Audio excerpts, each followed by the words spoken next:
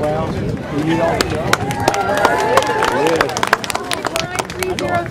unfortunately, the last speaker stole my quote, but government's view of the economy could be summed up in a few short phrases. If it moves, tax it. If it keeps moving, regulate it. And if it stops moving, subsidize it. Ronald Reagan. In today's economy, government is spending at an inconceivable rate. There is more national debt than there are stars in this galaxy. There are between 200 billion and 400 billion stars in this galaxy. The stimulus package alone was $800 billion. In other words, this Congress spent twice as much money in February than there are stars in the Milky Way. And that money did practically nothing. This is because historically, anytime government gets into something, that unfortunate industry doesn't do very well. But when the government steps back, the economy flourishes. For an example, look at New Zealand. For a long time, the government was involved in everything, and farms were subsidized. There was very little production. But then they got a new conservative prime minister, and he got up there and he entirely scratched the Department of Agriculture. And the farmers whined for a while, and then they started to innovate. Things got better very quickly. Now look what happens. Now look what happens when government tries to step into everything. Specifically, look at China in the year 1970. It was miserable. It was tiny amounts of production. In fact, it had a gross domestic product of $92 billion, according to NationMaster.com, which uses the World Factbook. When they opened up to Western ideas, however, things got better very quickly.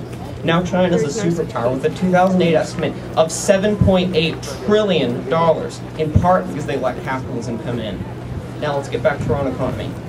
Our government is getting bigger every day. According to Brian Riegel, who is the Heritage Foundation's lead budget analyst, I quote, "Before the recession, federal spending totaled $24,000 per U.S. household.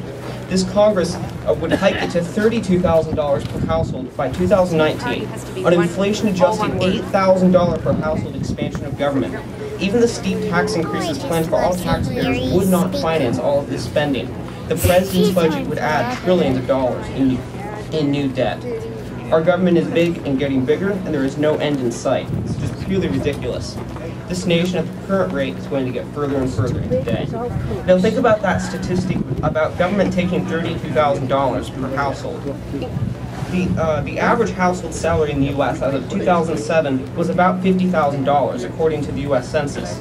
If you take away $32,000 of that $50,000, you have $18,000 left. So after buying food, we will all have very small amounts of money to spend. If we don't have extra money to spend, then all of the services jobs will have to quit because there will be no money coming in for them. When they drop out, they're going to go on welfare and take up more government money. And that will cause more people to lose their jobs. And eventually, we'll have no money coming in and no money coming out. The impact of this would be either mass starvation or a second American Revolution. Clearly, this would not be a good thing.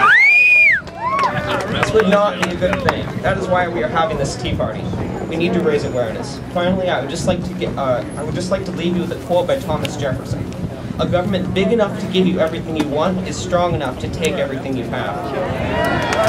Thank you. I strongly urge you to vote for limited government in 2010.